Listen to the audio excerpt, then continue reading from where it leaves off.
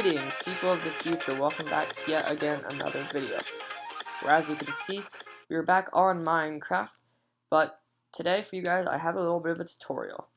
In this, we are going to be building this brewing station that I designed, and I think it works quite nicely. You're able to choose your stuff to be brewed, and then it goes right down into the brewing stand.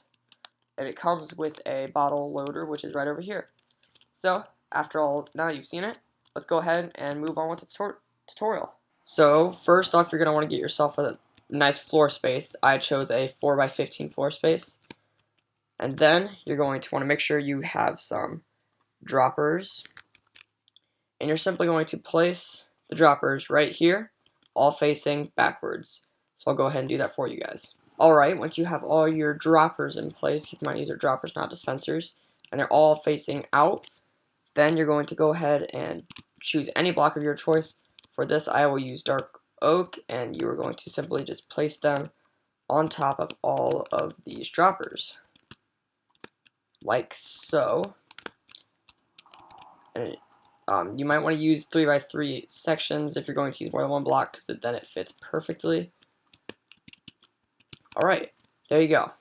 Once you have all that in place, then we can crack on with the next step. For this next step, we are going to use some redstone lamps, and we're going to place these right on top of all the blocks that you just chose, like so.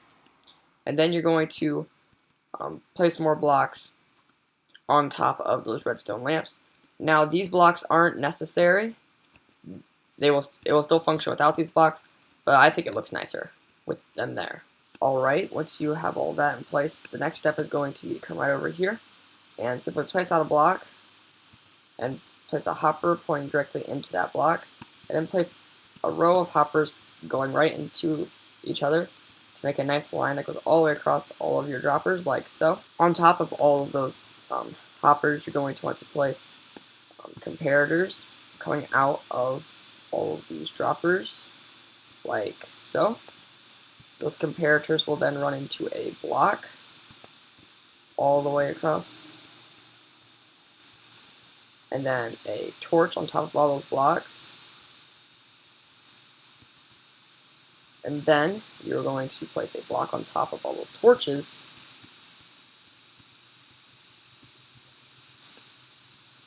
with another line of torches,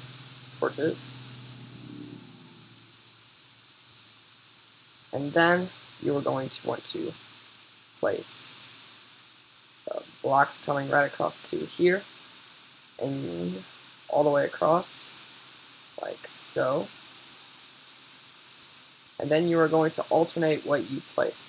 So for starters, I'm going to be placing a piece of redstone, and then next to that will be a repeater, and then redstone, repeater, redstone, repeater. You get the point. Redstone, repeater, redstone, repeater, all the way across the line, and you should end up with whatever you started down there.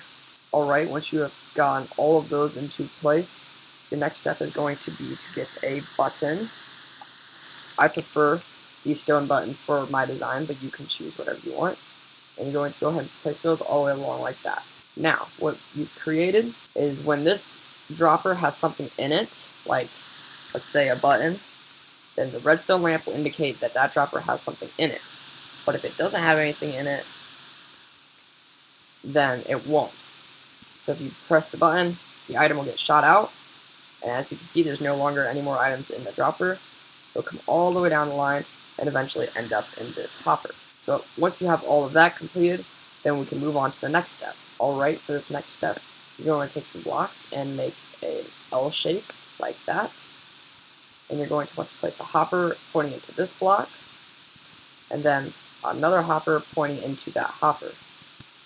Then you're going to place a block underneath here, and then place a hopper pointing straight down into that block.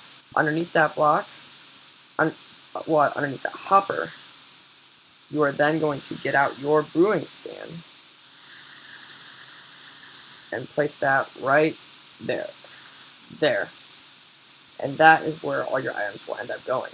Alright, for this next step, you're going to take a hopper, point it into that by shift clicking, and then you're going to place a double chest on top of that, and then another hopper pointing into that double chest. Now, you can go ahead and extend your platform if you want. I'm going to make this the floor level, and I will just have this come straight down like that. It's like a nice little staircase that comes down to here. And I can go ahead and just fill in this and make a nice little wall. You can decorate, you can make this wall out of whatever you want. It's completely and totally up to you. I just chose iron just for the heck of it. So go ahead and continue that all the way around like so. And there. I can go ahead and section this little piece off. There. So now you got your way straight down here into your brewing stand. For this next step, you're going to need some blocks and a bucket of water. You're going to put the block on top of this part of the chest, that block right there, and a block right there. Make sure that there's not a block right here, because if there's a block right here, items from this hopper can't go into that chest. Next, you're going to want to build this wall a little bit higher, and simply place a water bucket inside of there. Alright, all I've done here is I've just built a little bit more of a wall around this area, so that way you can come through here and access your water area. Now, what the point of this area is for filling up water bottles. So as you can see, if you go into survival, and if you take some water bottles, you will throw them in. But they're thrown in because your inventory is completely full. So make sure that your inventory is full, so that way you can do this with the water bottles.